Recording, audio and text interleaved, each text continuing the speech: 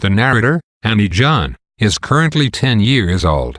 She is spending her summer holiday outside of town since her father, who is a carpenter, is putting a new roof on their house in the city. In the country, the narrator has little to do except play with their pig and watch their ducks, since she likes to eat their eggs. She can also see a nearby cemetery, but at first does not know what it is. One day her mother explains that the bunch of people are there because someone died, and based upon their behavior, it may have been a child. Annie is surprised. She has never known that children died.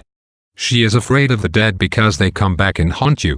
But after her discussion with her mother, she is also fascinated and often stands on the road each day waiting for a funeral procession to pass. When she moves back to town, Annie remains obsessed with death. A girl that she knows, Nalda, gets a fever and dies suddenly in the car on the way to the doctor. Nalda's mother is too distressed to deal with the body, so Annie's mother cleans up the child and dresses her for the coffin. Annie views her mother's hands suspiciously for a while after the Nalda incident, because she knows that her mother's hands touched a dead person.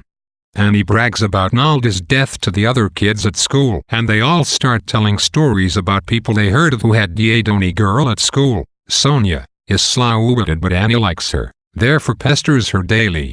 One day Annie learns, however, that Sonia's mother, who was with child, died. Because Annie views Sonia as too shameful, being now without a mother, she stops talking to her. Their neighbor from across the street, Miss Charlotte, just up and died one day as well. She collapsed suddenly in the street and then was dead. Annie tries to picture Miss Charlotte dead, but cannot. She is fascinated with death and spirits, as are the other kids at school. The mother of one girl stopped sucking her thumb after her mother told her she washed the girl's thumb in water that had touched a dead person. Annie thought that the mother had lied, but it worked anyhow because the dead were scary. Annie's obsession with death drives her to swing by funerals even though she does not know who has died.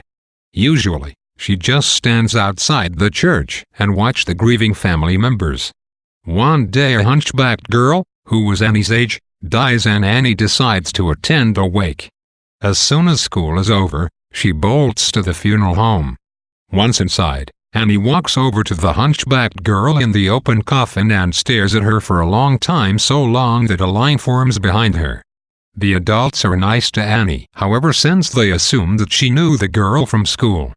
When Annie gets home, Annie realizes that in her excitement, she forgot to pick up the fish as her mother instructed her to. She lies and says that the fisherman did not go out on the sea that day. Her mother knows she is lying. The fisherman got so tired of waiting for Annie that he dropped off the fish himself. As her punishment, her mother makes her eat her dinner outside.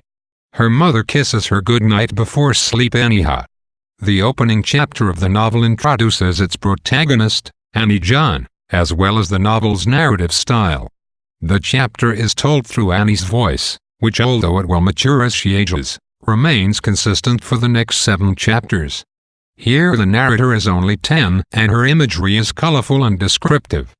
Kincaid's prose style reveals her heavy use of specific details that conjure colors and textures of her native island. For example, it is not just 3 fish that Annie forgot to bring home, but 3 specific fish, an angel fish, a Kenya fish, and a lady doctor fish. Names of foods and flowers are also mentioned in detail, a specificity that will continue throughout the novel and contribute to its visual richness. The episodic nature of the novel becomes apparent in this opening chapter. The chapter opens the novel, but could stand on its own as well with no further conclusion. Each of the chapters from Annie John were originally published as separate stories in The New Yorker, although in a slightly different form. Their placement together makes sense because the powerful narrative voice of Annie John connects them.